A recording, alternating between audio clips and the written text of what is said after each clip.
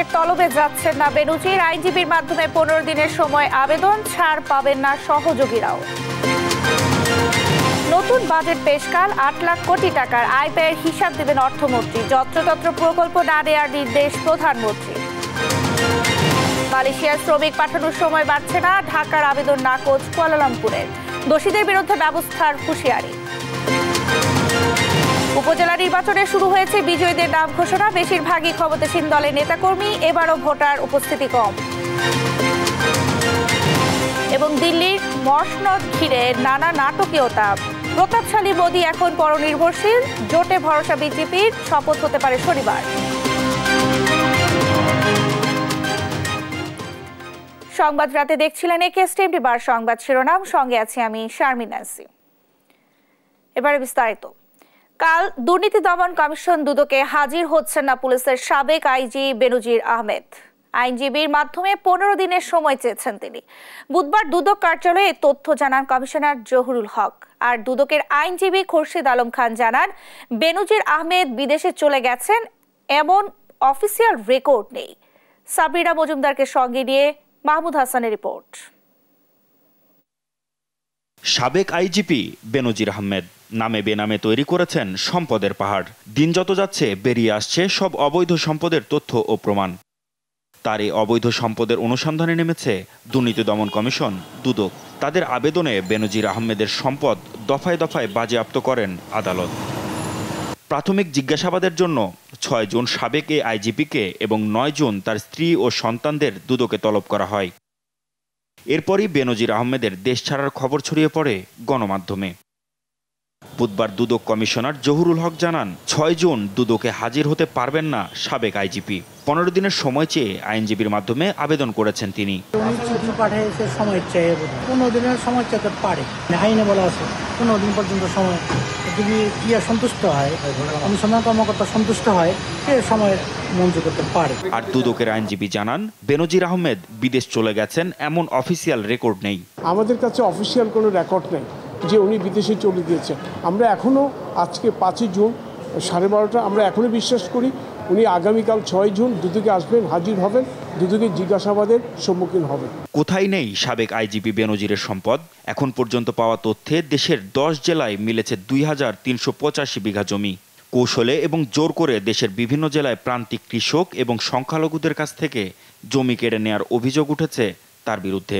অনেকেই করেছেন নির্যাতনেরও অভিযোগ। মাহমুদ হাসান, দেশ টিভি, ঢাকা।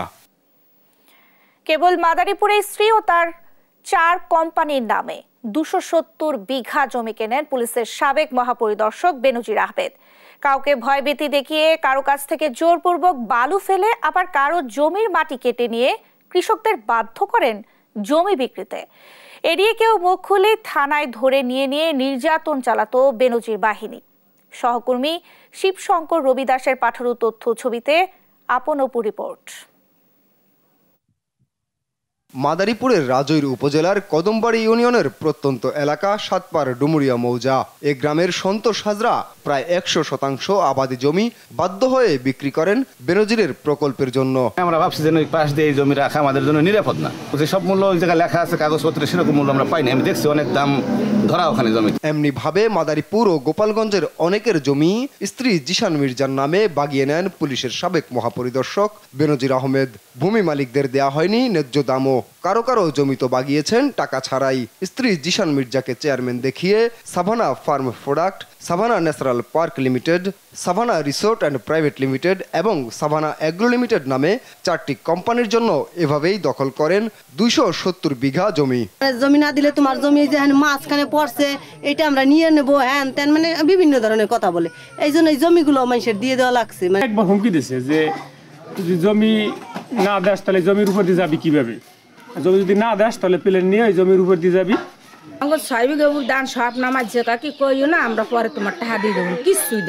এসব জমি দখলে নিতে বেনজিরের হয়ে কাজ করত তৈমুর ইসলাম নামের এক পুলিশ কর্মকর্তা। সঙ্গে ছিলেন স্থানীয় দালালরা, যারা ভয়ভীতি দেখিয়ে নিরীহ কৃষক ও জেলেদের জমি দখল করত। এসব জমির ধারে কাছেও স্থানীয়দের কেউ গেলে থানায় নিয়ে চালানো হতো নির্যাতন।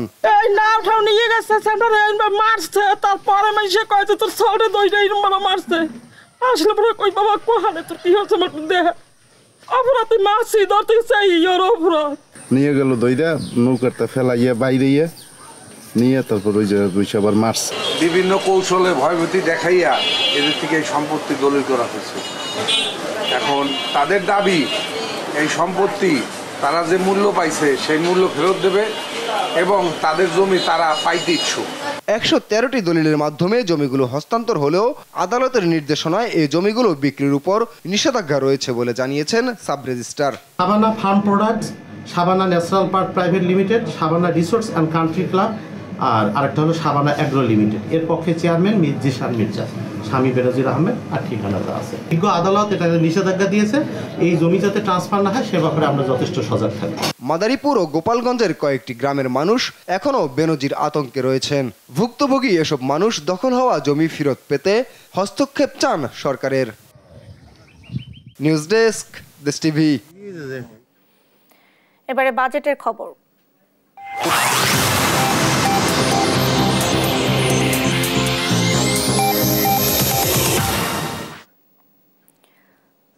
অর্থনীতির কঠিন সময়ে সংযমী এবং আত্মরক্ষার বাজেট পেশ করতে যাচ্ছেন অর্থমন্ত্রী আবুল হাসান মাহমুদ আলী। 2.5 লাখ কোটি টাকার ঘাটতি সহ বাজেটের আকার ধরা হয়েছে 7,97,000 কোটি টাকা। রাজস্ব আদায় প্রত্যাশা মতো না হওয়ার পাশাপাশি উন্নয়ন ব্যয় মেটাতে বড় আকারের ঋণের পরিকল্পনা করেছে সরকার। বিস্তারিত আমেনা প্রণামের রিপোর্টে। কয়েক বছর ধরেই অর্থনীতিতে স্পষ্ট টানাপোড়েন আর অস্থিরতা। লাগাম টানা যাচ্ছে না মূল্যস্ফীতির, নেই প্রত্যাশিত বিনিয়োগও। এ অবস্থার মধ্যেই 2024-25 অর্থ বছরে 2.5 লাখ কোটি টাকার ঘাটতি সহ বাজেটের আকার ধরা হয়েছে 7,97,000 কোটি টাকা, যা চলতি অর্থ বছরের চেয়ে বেড়েছে মাত্র 4%। মূল্যস্ফীতির সমন্বয় করলে প্রকৃত অর্থে কমেছে বাজেটের আকার। মূল্যস্ফীতির নিয়ন্ত্রণকে প্রধান লক্ষ্য ধরে বাজেটের আকার বাড়াতে নজর দিতে পারেনি সরকার। এনবিআর এর লক্ষ্য ধরা হয়েছে 4,80,000 কোটি টাকা, বছর ব্যবধানে যা বেড়েছে মাত্র 11%। এডিপি প্রায় 1200 প্রকল্পে 2,65,000 কোটি টাকা বরাদ্দ থাকছে। রাজস্ব আদায়ের প্রত্যাশা মতো না হওয়ার পাশাপাশি উন্নয়ন ব্যয় মেটানোর জন্য বড় আকারের ঋণ পরিকল্পনা করছে সরকার। কমানো হয়েছে এনবিআর এর বাইরে অন্য উৎস থেকে আদায়ের লক্ষ্যমাত্রা। ঘাটতি থাকছে 2,56,000 কোটি টাকা, যা পূরণে দেশি বিদেশি ঋণের সুদই দিতে হবে 1.25 লাখ কোটি টাকা। নতুন নতুন বিনিয়োগে সংযত হবার পরামর্শ এনবিআর এর সাবেক চেয়ারম্যানের। বাজেট বাড়ানো মানে কি কর্মসূচি পালন করা, কিছু করা, তো সেটা তো আমার করতে হবে। আমি ওটা থামাতে পারবো না, কমানো পারবো না, এটা হবে না। বাজেট বাড়তে হবে। এখন সাথে সাথে যে জোরটা দিতে হবে বাস্তবায়নের। 3 বছরের প্রজেক্ট 7 বছর 8 বছর লেগে যাচ্ছে, এতে খরচ বাড়তেছে। হ্যাঁ, তারপর আমি যে রিটার্নটা পেতাম সেই রিটার্নটা পাচ্ছি না, এখানে আমার নজর দিতে হবে। বরাবরের মতো বাজেটে মোট ব্যয়ের 2/3 বেশি যাচ্ছে অউৎপাদনশীল খাতে। 4,69,000 বেতন ভাতা এবং ভর্তুকি সহ নানা ব্যয় মেটাতে, সুদ মেটাতে 1,13,500 কোটি টাকা, উন্নয়নমুখী বিনিয়োগে সক্ষমতা বাড়ানোর পাশাপাশি বাজেট বাস্তবায়নে তদারকির প্রয়োজন বলে মনে করছেন এ অর্থনীতিবিদ। সবচেয়ে দুর্বল দিক বাংলাদেশের উন্নয়ন কৌশল, উন্নয়নের যত রকম কার্যক্রম সবচেয়ে বাস্তবায়ন হয় না, কারণ সক্ষমতার অভাব আছে। যারা বাস্তবায়ন করে তাদের সততার অভাব আছে, তাদের নিষ্ঠার অভাব আছে, আর সর্বোপরি আপনার তাদের কাজগুলো মনিটর করা, তাদের কোনো পরিবীক্ষণ করার এবং কারেক্টিভ অ্যাকশন নেওয়ার কোনো বিষয় নাই। লক্ষ্যমাত্রা অনুযায়ী রাজস্ব আদায় হলেও বড় অঙ্কের ঘাটতি থাকবে এ বাজেটে। টাকার অঙ্কে যা 2,55,000 কোটি টাকা। আমেনা প্রণামী, দেশ টিভি, ঢাকা। যত্রতত্র প্রকল্প নিয়ে অপচয় না করতে সব মন্ত্রণালয়কে নির্দেশ দিয়েছেন প্রধানমন্ত্রী শেখ হাসিনা। বিকালে জাতীয় সংসদের 2024-25 অর্থ বছরের বাজেট অধিবেশনে প্রশ্নোত্তর পর্বে এ নির্দেশ দেন তিনি। মালয়েশিয়া কর্মী পাঠানো নিয়ে জটিলতার জন্য যারা দায়ী তাদের ছাড় না দেওয়ারও হুঁশিয়ারি দেন সরকার প্রধান। আরও জানাচ্ছেন শাহেদুজ্জামান সাকিব। দ্বাদশ জাতীয় সংসদের তৃতীয় এবং 2024-25 অর্থ বছরের বাজেট অধিবেশন বসে বুধবার বিকেল 5টায়। অধিবেশনের শুরুতে ইরানের প্রেসিডেন্ট ইব্রাহিম রাইসি ও বাংলাদেশের 3 সংসদ সদস্যের মৃত্যুতে শোক প্রস্তাব পাশ হয়। এরপর সংসদ সদস্যদের বিভিন্ন প্রশ্নের উত্তর দেন প্রধানমন্ত্রী শেখ হাসিনা।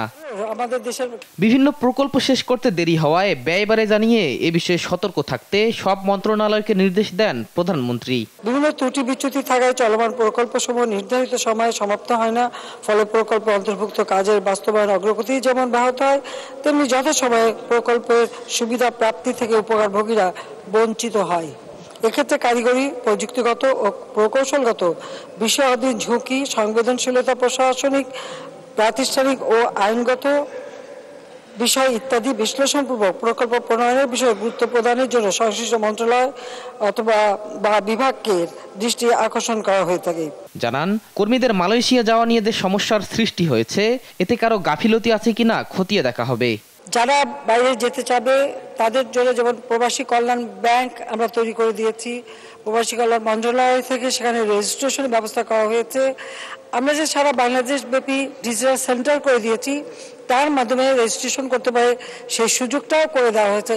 কিন্তু এছাড়াও কিছু লোক সবসময় ওই দালালের খপ্পরে পড়ে এবং দালালদের ধরে যেতে চায় এবং এই যেতে যেয়ে কিন্তু তারা সমস্যা পড়ে যায় এবং সমস্যা তৈরি হয়। তবে এবারে কি সমস্যাটা হয়েছে অবশ্যই এটা আমরা খতিয়ে দেখছি এবং এর জন্য যদি কেউ দায়ী থাকে অবশ্যই তার বিচার করা হবে। জেলায় জেলায় মেডিকেল কলেজ দরকার নাই উল্লেখ করে প্রধানমন্ত্রী বলেন, মেডিকেল কলেজ করার আগে শিক্ষার পরিবেশ নিশ্চিত করতে হবে।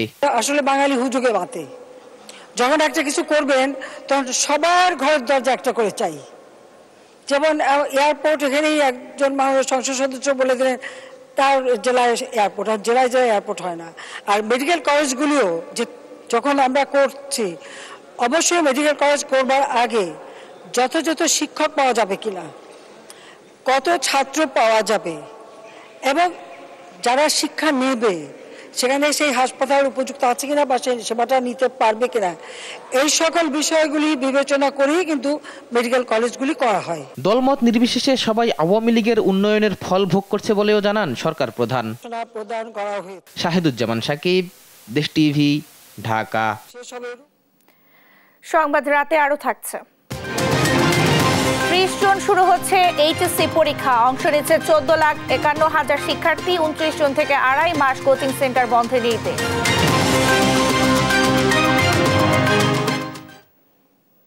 সরকারি চাকরিতে প্রথম ও দ্বিতীয় শ্রেণীতে মুক্তিযোদ্ধা কোটা বাতিলে 2018 সালের 4 অক্টোবর জারি করা পরিপত্র অবৈধ ঘোষণা করে রায় দিয়েছেন হাইকোর্ট। এর ফলে সরকারি চাকরিতে প্রথম ও দ্বিতীয় শ্রেণীর মুক্তিযোদ্ধাদের 30% কোটা বহাল থাকবে। হাইকোর্টের বিচারপতি KM কামরুল কাদের ও বিচারপতি খিজির হায়াতের সমন্বয়ে গঠিত দ্বৈত বেঞ্চ এই রায় দেন। বুধবার এই সংক্রান্ত বিষয়ে দায়ের করা রিটের চূড়ান্ত শুনানি নিয়ে জারি করা রুল যথাযথ ঘোষণা করে। কোটা সংস্কারের দাবিতে শিক্ষার্থীদের দীর্ঘ আন্দোলনের পর সরকারি চাকরিতে নবম থেকে ত্রয়োদশতম গ্রেডে নিয়োগের ক্ষেত্রে 45% কোটা তুলে দিয়ে মেধার ভিত্তিতে নিয়োগের সিদ্ধান্ত নেয় সরকার। পরে এই সিদ্ধান্ত চ্যালেঞ্জ করে হাইকোর্টে রিট করেন কয়েকজন মুক্তিযোদ্ধার সন্তান। পার্সেন্টেজের উপরে কিন্তু ওই গেজেটটা হয়নি, প্রজ্ঞাপনটা হয়নি। হয়েছিল যে সকল কোটা পদ্ধতি বাতিল করে মেধার ভিত্তিতে নিয়োগ দেওয়া হবে এবং সেই মেধার ভিত্তিতে নিয়োগের যে প্রজ্ঞাপন ছিল সেইটাই চ্যালেঞ্জ করে রিট হয়েছে। মুক্তিযোদ্ধাদের সন্তানেরা এসেছিল, সেই প্রজ্ঞাপনটা পুরাটাই বাতিল হলো। অর্থাৎ যেরকম না, যেভাবে কোটা পদ্ধতি আগে ছিল এখনো সেইভাবে কোটা পদ্ধতি থাকবে। সব প্রক্রিয়া শেষ হওয়ার পরও যেসব শ্রমিক মালয়েশিয়ায় যেতে পারেনি তাদের যাওয়ার আর সুযোগ নেই। বাংলাদেশের পক্ষ থেকে আবেদন করা হলেও মালয়েশিয়া সরকার তা নাকচ করে দিয়েছে। আর যাদের গাফুলতির কারণে প্রায় 17,000 কর্মী আটকা পড়েছে, তাদের বিরুদ্ধে তদন্ত করে ব্যবস্থা নেওয়ার কথা জানিয়েছেন প্রবাসী কল্যাণ প্রতিমন্ত্রী শফিকুর রহমান। মাঝারুল ইসলামের রিপোর্ট। চলমান মালয়েশিয়ান শ্রমবাজার সংকট নিয়ে আলোচনা করার জন্য বেলা 11টায় প্রবাসী কল্যাণ প্রতিমন্ত্রী শফিকুর রহমানের সাথে সৌজন্য সাক্ষাৎ করতে আসেন মালয়েশিয়ান হাইকমিশনার হাজনা মোহাম্মদ। এ সময় তারা চলমান শ্রমবাজার নিয়ে যে সংকট তৈরি হয়েছে তা নিয়ে কথা বলেন। প্রায় 1 ঘন্টার বৈঠক শেষে সাংবাদিকদের ব্রিফ করেন তারা। পরে প্রবাসী কল্যাণ প্রতিমন্ত্রী জানান, মেয়াদ বাড়ানোর জন্য মালয়েশিয়ার সরকারের কাছে আবেদন করেছে বাংলাদেশ। মালয়েশিয়ার হাইকমিশনের কাছে বিষয়টি তুলে ধরা হয়েছে। আমরা মালয়েশিয়ান গভর্নমেন্টকে থ্রু দি হাইকমিশন আমরা অ্যাপিল করেছি যে এই অন্ততপক্ষে এই 17,000 যাদের ভিসা পেয়েছে তাদেরকে তাদের দেশে এন্ট্রি এবং কাজের ব্যবস্থা করে দেওয়ার জন্য সেটা আমরা রিকোয়েস্ট করেছি। আর যাদের অব্যবস্থাপনার জন্য প্রায় 17,000 কর্মী যেতে পারেনি তাদের বিরুদ্ধে তদন্ত করার জন্য 6 সদস্য বিশিষ্ট একটি কমিটি গঠন করা হয়েছে। তদন্ত সাপেক্ষে তাদের বিরুদ্ধে ব্যবস্থা নেওয়া হবে। আমাদের মন্ত্রণালয় থেকে আমরা একটা ইনকোয়ারি টিম করেছি 6 সদস্য বিশিষ্ট, যে এইটা কোন কারণে যাইতে পারে নাই, কি কোন সমস্যা হয়েছে, কাদের দ্বারা এই সমস্যার সৃষ্টি হয়েছে, এই সমস্ত জিনিস খুঁজে বের করার জন্যই আমরা তদন্ত কমিটি করেছি। তবে মালয়েশিয়ান হাইকমিশনার জানান, সময় আর বাড়ানো হবে না। বিষয়টি আগেই বাংলাদেশ সরকারকে তার সরকার জানিয়ে দিয়েছিল। রিক্রুটিং এজেন্সিগুলো মালয়েশিয়া সরকারের বিরুদ্ধে অসহযোগিতার যে অভিযোগ তুলেছেন তাও তিনি নাকচ করে দেন। The whole Malaysian government, we stick to the deadline. But visa is issued in 2 June. What do you say about this? Everybody can make an allegation, but we cannot entertain any allegation without any proof whatsoever. But so far, the whole Malaysian government, including those who are issuing the visa, we stick by the deadline. যারা যেতে পারেননি তাদের বিষয়ে গণবিজ্ঞপ্তি প্রকাশ করা হয়েছে। আগামী 8 জুনের মধ্যে বিএমটি কার্ডধারীদের নির্দিষ্ট ইমেইলে আবেদন করার জন্য বলা হয়েছে বলে জানান প্রতিমন্ত্রী। মাজহারুল ইসলাম, দেশ টিভি, ঢাকা। এবারে ভারত প্রসঙ্গ। জোট গঠনের আলোচনার মাঝে আজ রাষ্ট্রপতি দ্রৌপদী মুর্মুর কাছে নিজের পদত্যাগপত্র জমা দিলেন ভারতীয় প্রধানমন্ত্রী নরেন্দ্র মোদী। তবে নতুন সরকার গঠন না হওয়া পর্যন্ত দায়িত্ব সামলাতে মোদীকে অনুরোধ জানান রাষ্ট্রপতি মুর্মু। ভারতীয় গণমাধ্যম বলছে, আগামী শনিবার টানা 3য়বার প্রধানমন্ত্রী হিসেবে শপথ নিতে যাচ্ছেন মোদী। নরেন্দ্র মোদীকে অভিনন্দন জানিয়েছেন প্রধানমন্ত্রী শেখ হাসিনা। লুৎফুর কবিরের রিপোর্টে বিস্তারিত। লোকসভা নির্বাচনে কারা সরকার গঠন করবে এমন ধোঁয়াশার মাঝেই বুধবার হঠাৎ রাষ্ট্রপতি ভবনে ছুটে যান প্রধানমন্ত্রী নরেন্দ্র মোদী। সাক্ষাৎ করেন রাষ্ট্রপতি দ্রৌপদী মুর্মুর সঙ্গে। এরপরেই নিজের পদত্যাগপত্র জমা দেন তার হাতে। মোদীর পদত্যাগপত্র গ্রহণ করলেও নতুন সরকার গঠনের আগ পর্যন্ত দায়িত্ব চালিয়ে নেওয়ার অনুরোধ জানান রাষ্ট্রপতি। নির্বাচনের ফলাফল পর্যালোচনার জন্য বুধবার সকালের দিকে কেন্দ্রীয় মন্ত্রিসভার একটি বৈঠক হয়, যেখানে সভাপতিত্ব করেন নরেন্দ্র মোদী। বৈঠক পরবর্তী সরকার গঠনের বিষয়ে আলোচনা হয়। এনডিটিভি জানিয়েছে, বেলা 11:30টায় প্রধানমন্ত্রীর বাসভবনে বৈঠকটি শুরু হয়। এটি মোদীর দ্বিতীয় মেয়াদের সরকারের মন্ত্রিসভার শেষ বৈঠক। সবকিছু ঠিক থাকলে 3য়বারের জন্য সরকার গঠন করতে চলছে বিজেপি নেতৃত্বাধীন এনডিএ জোট। একাধিক সূত্রের বরাতে ভারতীয় সংবাদ মাধ্যমগুলো শনিবার 8 জুন প্রধানমন্ত্রী হিসেবে 3য় মেয়াদে শপথ নিতে পারেন এমন খবর জানিয়েছে। তার আগেই পূর্ববর্তী সরকারের প্রধানমন্ত্রী হিসেবে সরে দাঁড়ালেন তিনি। লুৎফর কবির, নিউজ ডেস্ক, দেশ টিভি। বিজেপি একক সংখ্যাগরিষ্ঠতা না পাওয়ায় সরকার গঠনের জন্য নির্ভর করতে হচ্ছে শরিকদের উপর। এতেই ডালপালা মেলেছে নানা সমীকরণে। এ নিয়ে বিস্তারিত থাকছে রায়হান কবির শুভ্রের রিপোর্টে। দিল্লির মসনদকার এ নিয়ে দিনভর নানা নাটকীয়তা শেষে মিলছে আভাস। অনেকটাই ফিকে হয়েছে মোদি ম্যাজিক। লোকসভা নির্বাচনে ব্যক্তি নয়, ভারতের জনগণ ব্যবস্থার প্রতি জানিয়েছে তাদের রায়। এতে মোদির দল বিজেপি এককভাবে সর্বোচ্চ সংখ্যক আসন পেলেও তাদের জোট স্পর্শ করতে পারেনি 300 আসনের লক্ষ্যমাত্রা। বিপরীতে প্রবল শক্তি নিয়ে উঠে এলো কংগ্রেসের নেতৃত্বাধীন ইন্ডিয়া জোট। এর মধ্য দিয়ে টানা 1 দশক পর অবসান ঘটল মোদির একদলীয় শাসনের। এবার লোকসভা নির্বাচনে বুথ ফেরত জরিপকে মিথ্যা প্রমাণ করে বিস্ময়কর ফল করেছে কংগ্রেসের ইন্ডিয়া জোট। আর আগের দুই নির্বাচনে ভালো করলেও এবার ম্যাজিক ফিগার স্পর্শ করতে পারেনি বিজেপি। তাই জোটকে প্রাধান্য দিয়ে গঠন করতে হবে সরকার। আর এই বিষয়টিরই সুবিধা নেওয়ার ইঙ্গিত দিয়েছে কংগ্রেস। জোট ভেঙে সরকার গঠনের চেষ্টা চালাবে তারা। বিজেপি সরকার গড়লেও হতে হবে পরমুখাপেক্ষী। তাদের ঘাড়ে প্রতিনিয়তই শ্বাস ফেলবে বিরোধী জোট ইন্ডিয়া। মঙ্গলবার দলীয় কার্যালয়ে সোনিয়া গান্ধী, রাহুল ও প্রিয়াঙ্কাকে পাশে নিয়ে সংবাদ সম্মেলন করেন কংগ্রেস সভাপতি মল্লিকার্জুন খার্গে। নির্বাচনে প্রধানমন্ত্রী নরেন্দ্র মোদীর রাজনৈতিক ও নৈতিক পরাজয় হয়েছে বলে জানান তিনি। আর জোট গঠনের বিষয়ে সবার সঙ্গে আলোচনার পর সিদ্ধান্ত নেবেন বলে জানান রাহুল গান্ধী। স্পষ্ট হয়ে গয়া হ্যায় कि ये मैंडेट मोदी जी के खिलाफ गया है। जो इंडिया गठबंधन डिसाइड करेगा उस पे हम एक्शन लेंगे। এদিকে ফলাফল ঘোষণার মধ্যে কালীঘাটের দপ্তরে সংবাদ সম্মেলন করেন পশ্চিমবঙ্গের মুখ্যমন্ত্রী মমতা বন্দ্যোপাধ্যায়। এ সময় রাজ্যবাসীকে ধন্যবাদ জানানোর পাশাপাশি মোদির কঠোর সমালোচনা করেন তিনি। বাংলার মানুষকে আমাদের আরো কনগ্রাচুলেশন। এদেরকে দিল্লি শিক্ষা নেওয়া উচিত। রিগিং করে কিছু হয় না। মোদি যে সিঙ্গেল লার্জেস্ট মেজরিটি পায়নি, উনি ক্রেডিবিলিটি লস করেছেন। ওনার ইমিডিয়েট প্রধানমন্ত্রী থেকে রেজিগনেশন দেওয়া উচিত। টানা 10 বছর দাপিয়ে দেশ শাসন করলেও জোট সরকার চালানোর কোনোই অভিজ্ঞতা নেই প্রধানমন্ত্রী মোদির। তীরে এসে তরি না ডুবলে জোট সামলানোর মতো কঠিন কাজটি এবার রপ্ত করতে হবে তাকে। রায়হান কবির শুভ্র, নিউজ ডেস্ক, দেশ টিভি। উপজেলা পরিষদ নির্বাচনের চতুর্থ ধাপে 60 উপজেলার ফলাফল ঘোষণা শুরু হয়েছে। এ পর্যন্ত মিলেছে 21 উপজেলার চেয়ারম্যান, ভাইস চেয়ারম্যান ও মহিলা ভাইস চেয়ারম্যান পদের ফল। প্রথম 3 ধাপের মতো এবার বেশিরভাগ পদে বিজয়ী হয়েছেন ক্ষমতাসীন দলের নেতাকর্মীরা। সহকর্মীদের তথ্য চিত্রে শুভশ্রী রায়ের ডেস্ক রিপোর্ট।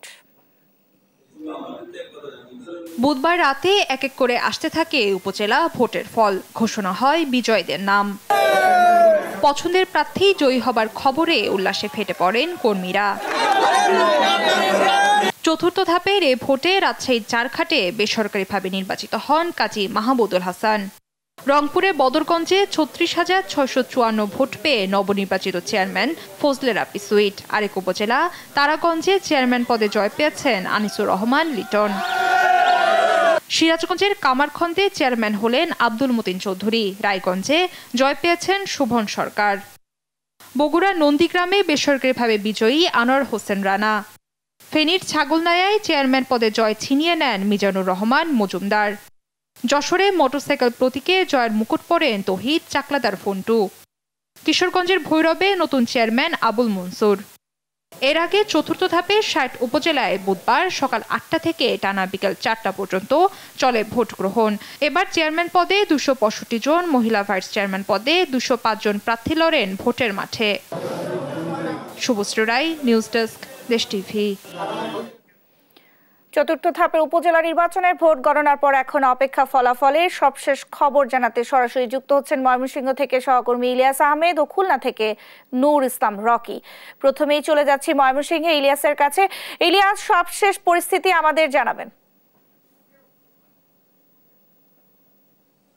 ইতিমধ্যেই কিন্তু ফলাফল ঘোষণা করা হয়েছে, অর্থাৎ ময়মনসিংহের 3টি উপজেলার মধ্যে 2টিতেই নতুন মুখ এবং একটিতে পুরাতন মুখ কিন্তু বিজয়ী হয়েছেন। অর্থাৎ ময়মনসিংহের গফরগাঁও, বালুখা এবং নান্দাইল উপজেলায় নির্বাচন অনুষ্ঠিত হয়েছিল। আমরা দেখেছি সকাল 8টা থেকে বিকেল 4টা পর্যন্ত কিন্তু একেবারেই শান্তিপূর্ণ পরিবেশের মধ্য দিয়ে নির্বাচন অনুষ্ঠিত হয় এবং বিকেল 4টার পর থেকেই ভোট গণনা শুরু হয়। আমি এখন রয়েছি রিটার্নিং কর্মকর্তার কার্যালয়ে, অর্থাৎ এখান থেকেই কিন্তু চূড়ান্ত ফলাফল ঘোষণা করা হচ্ছে। ইতিমধ্যেই আমরা যেটি জানতে পেরেছি, বালুকায় হাজী রফিকুল ইসলাম এবং নান্দাইলে আশরাফুদ্দিন বাদল এবং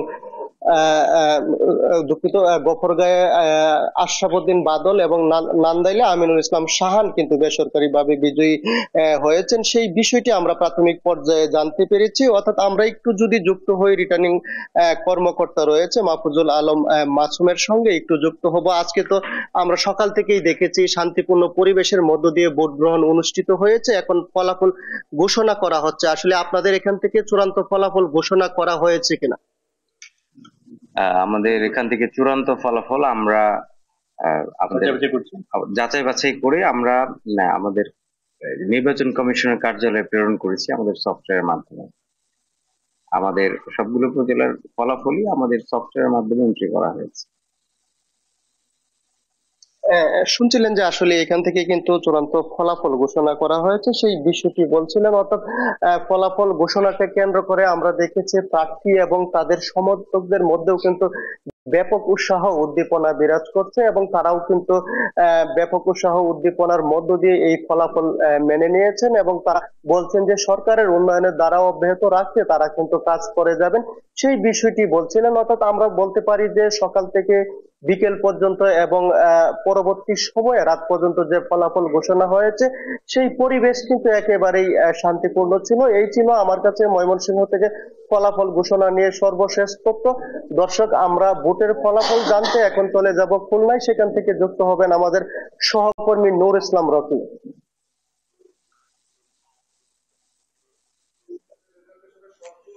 ধন্যবাদ ইলিয়াস। খুলনায় কিন্তু আসলে সারাদিনই কিন্তু সুষ্ঠুভাবে ভোট গ্রহণ অনুষ্ঠিত হয়েছে এবং ভোটাররা কিন্তু তারা ভোট প্রদান করেছে। সারাদিনে কোনো অপ্রীতিকর কোনো ঘটনা না ঘটলেও আজ রাত 10টার পরে কিন্তু খুলনার যে রূপসা উপজেলা আছে, রূপসা উপজেলার 4টি জায়গায় পৃথকভাবে 2জন চেয়ারম্যান প্রার্থীর ভিতর সমর্থকদের ধাওয়া পাল্টা দেওয়ার ঘটনা ঘটেছে বলে আমরা জানতে পেরেছি এবং এখানে প্রায় 8 থেকে 10 জন নেতাকর্মী আহত হয়েছে দুই দলের এবং তারা খুলনা রূপসা উপজেলা স্বাস্থ্য কমপ্লেক্সে চিকিৎসারত আছে।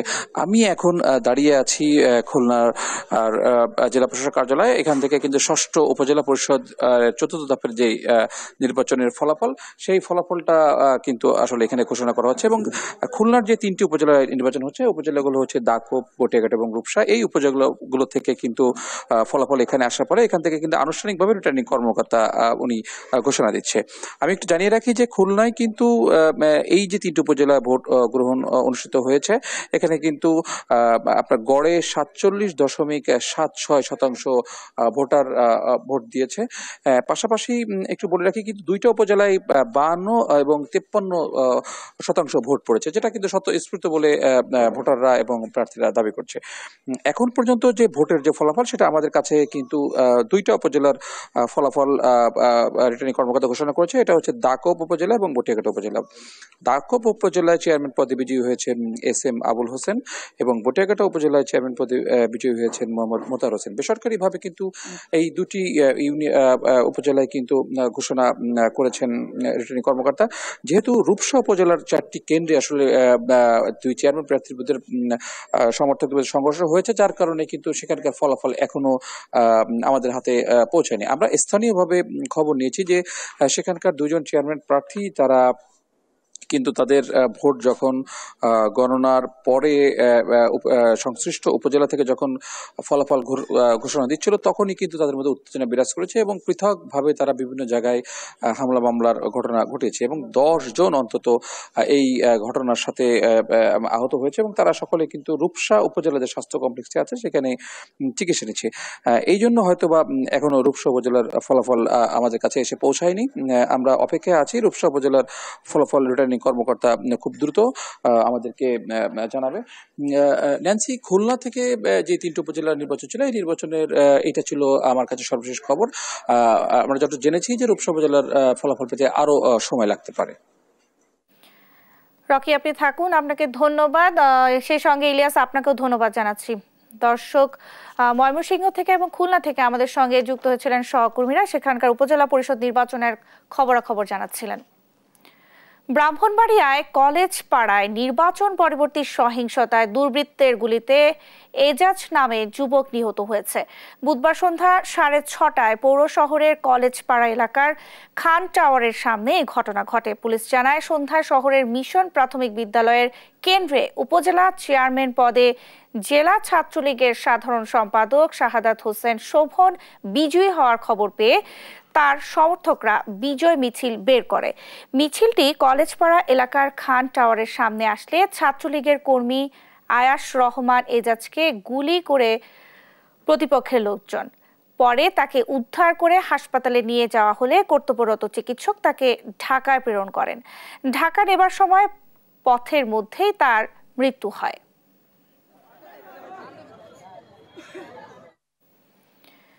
চতুর্থ ধাপে 60 উপজেলা নির্বাচনে ভোটার উপস্থিতি 34.33% বলে জানিয়েছেন প্রধান নির্বাচন কমিশনার কাজী হাবিবুল আওয়াল। বিকালে নির্বাচন কমিশন সচিবালয়ে গণমাধ্যমে এমন তথ্য দেন।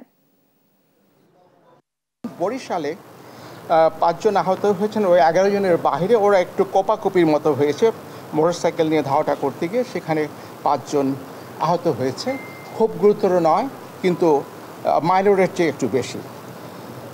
কেন্দুয়াতে একজন অ্যাসিস্ট্যান্ট প্রিজাইডিং অফিসার নিজেই ব্যালট পেপারে সিল স্ট্যাম্পিং করছিলেন, সেটা উদ্ঘাটিত হয় এবং তাকে গ্রেপ্তার করে কাস্টডিতে পাঠানো হয়েছে। সরকারের প্রত্যক্ষ সহযোগিতাতেই সাবেক আইজিপি বেনজির আহমেদ দেশ ত্যাগ করতে পেরেছেন বলে দাবি করেছেন বিরোধী দলীয় সংসদ সদস্য মুজিবুল হক চুন্নু। বুধবার সন্ধ্যায় সংসদে বাজেট অধিবেশনে এই মন্তব্য করেন তিনি। বলেন, যেখানে বিরোধী দলীয় নেতাদের চিকিৎসার জন্য বিদেশে যেতে বাধা দেয়া হয়, সেখানে বেনজির দেশ ত্যাগের কথা সরকার জানে না, বিষয়টি হাস্যকর। একজন রাজনৈতিক নেতা চিকিৎসার জন্য বিদেশ যাবেন, তাকে আপনারা এয়ারপোর্ট আটকে দেন। সারা দেশে আলোচিত বেনজির, তিনি ইমিগ্রেশন দিয়ে গেছেন, আর ইমিগ্রেশন ডিপার্টমেন্ট তার মন্ত্রণালয়কে জানায় নাই, সরকারকে জানায় নাই। যদি না জেনে থাকে তাহলে ইমিগ্রেশনের সমস্ত কনসার্ন কর্মচারীকে সাসপেন্ড করা উচিত। আগামী 30 জুন শুরু হচ্ছে এইচএসসি ও সমমান পরীক্ষা। 9টি সাধারণ শিক্ষা বোর্ড, মাদ্রাসা ও কারিগরি শিক্ষা বোর্ডের অধীনে এবার পরীক্ষায় অংশ নিচ্ছে 14,51,000 শিক্ষার্থী। পরীক্ষায় প্রশ্ন ফাঁস কিংবা উত্তর সরবরাহে কেউ জড়িত হলে কঠোর ব্যবস্থা নেওয়ার হুঁশিয়ারি দেন শিক্ষামন্ত্রী মহিবুল হাসান চৌধুরী। 29 জুন থেকে 11 আগস্ট পর্যন্ত কোচিং সেন্টার বন্ধ থাকবে বলে জানান তিনি। বিস্তারিত নূপুর মাহমুদের রিপোর্টে। আসন্ন এইচএসসি পরীক্ষা সুষ্ঠুভাবে অনুষ্ঠানের লক্ষ্যে বুধবার সকালে সচিবালয়ে বৈঠক করে জাতীয় মনিটরিং ও আইন শৃঙ্খলা সংক্রান্ত কমিটি। সভা শেষে ব্রিফ করেন শিক্ষামন্ত্রী মহিবুল হাসান চৌধুরী। তিনি জানান, এবার পরীক্ষার্থী বেড়েছে 91,448 জন, আর কেন্দ্রের সংখ্যা 2,658টি। প্রশ্ন ফাঁস রোধ এবং সামাজিক যোগাযোগ মাধ্যমে এ নিয়ে গুজব ঠেকাতে আইন শৃঙ্খলা বাহিনী তৎপর রয়েছে জানিয়ে তিনি বলেন, কোনো অভিযোগ পেলে কঠোর ব্যবস্থা নেওয়া হবে। আসন্ন এইচএসসি সমমান পরীক্ষায় প্রশ্নপত্র ফাঁসের গুজব মুক্ত এবং নকল মুক্ত পরিবেশে সুষ্ঠু সুন্দরভাবে অনুষ্ঠানের লক্ষ্যে 29 জুন 2024 হতে 11 আগস্ট 2024 তারিখ পর্যন্ত সকল কোচিং সেন্টার বন্ধ থাকবে। কেন্দ্রের কর্মকর্তা ছাড়া কেউ মোবাইল ফোন ব্যবহার করতে পারবেন না। পরীক্ষা সংশ্লিষ্ট ব্যক্তি ছাড়া কেউ কেন্দ্রে প্রবেশ করতে পারবে না। 29 জুন থেকে 11 আগস্ট পর্যন্ত কোচিং সেন্টার বন্ধ থাকবে বলেও জানান শিক্ষামন্ত্রী। ভারপ্রাপ্ত কর্মকর্তা ব্যতীত অন্য কেউ মোবাইল ফোন, ইলেকট্রনিক ডিভাইস নিয়ে কেন্দ্রে প্রবেশ করতে পারবেন না। শুধুমাত্র ভারপ্রাপ্ত কর্মকর্তা মোবাইল ফোন ব্যবহার করতে পারবেন, তবে ছবি তোলা যায় না এমন মোবাইল ফোন। দেশে কোনো এলাকায় বন্যা দেখা দিলে সেখানে পরীক্ষা নেওয়া হবে না বলেও জানান শিক্ষামন্ত্রী। নূপুর মাহমুদ, দেশ টিভি, ঢাকা। আইসিসির বিরুদ্ধে নিষেধাজ্ঞা বিল পাশ হয়েছে যুক্তরাষ্ট্রের প্রতিনিধি পরিষদে। স্থানীয় সময় মঙ্গলবার কংগ্রেসের প্রতিনিধি পরিষদে বিলটি পাশ হয়। আইসিসি কৌশলিয়া গাজা যুদ্ধে সংশ্লিষ্ট ইসরায়েলি কর্মকর্তাদের বিরুদ্ধে গ্রেফতারি পরোয়ানা জারির জন্য আবেদনের পর এই পদক্ষেপ নিল প্রতিনিধি পরিষদ। আফরিন মোয়ের রিপোর্টে বিস্তারিত। গাজায় হামাস নির্মূলের নামে গেল 8 মাস ধরে নিরীহ ফিলিস্তিনিদের হত্যা করছে ইসরায়েল।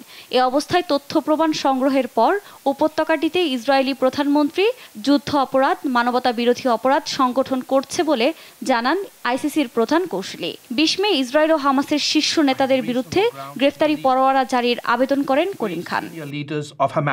এর পরপরই এ নিয়ে নিন্দা জানান ইসরায়েলের মিত্র যুক্তরাষ্ট্র। তবে শুধু নিন্দাই নয়, আইসিসির ওপর নিষেধাজ্ঞার প্রস্তাব আনেন ইসরায়েলপন্থী রিপাবলিকানরা।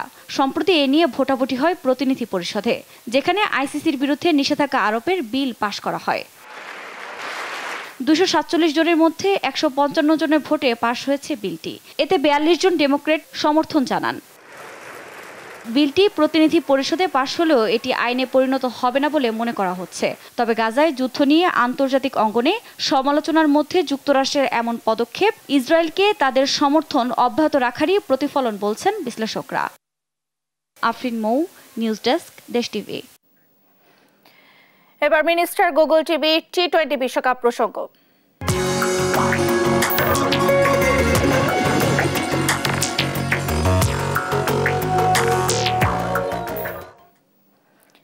আয়ারল্যান্ডকে 8 উইকেটে হারিয়ে টি-20 বিশ্বকাপে উড়ন্ত সূচনা করেছে ভারত।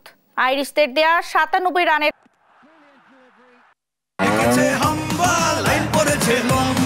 কি হয়েছে? মিনিস্টার ফ্রিজ কিনে হাম্বা জিতেছে। মিনিস্টার ফ্রিজ কিনুন, হাম্বা জিতুন, আরো আছে আকর্ষণীয় উপহার। সংবাদ রাতের শিরোনামগুলো জানিয়ে দিচ্ছি আরো একবার।